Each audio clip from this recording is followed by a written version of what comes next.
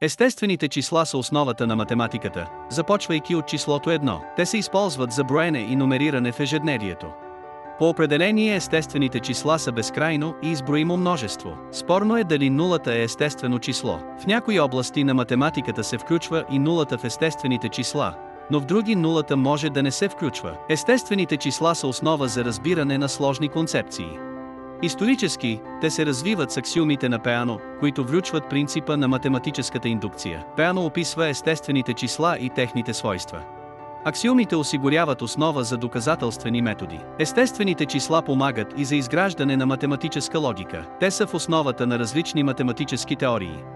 Развитието им продължава и до днес. Естествените числа следват правила на събиране и умножение. Комутативността е ключово свойство в математиката. Асоциативността също играе важна роля в операциите. Дистрибутивността свързва умножението и събирането. Тези свойства поддържат математическата структура. Разбирането на тези свойства е от съществено значение.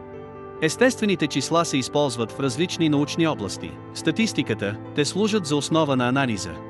В компютърните науки, те структурират алгоритми и данни. В икономиката, те помагат при моделирането на данни. В ежедневието, те ни служат при планиране и организация. Разбирането на естествените числа е ключово за успеха.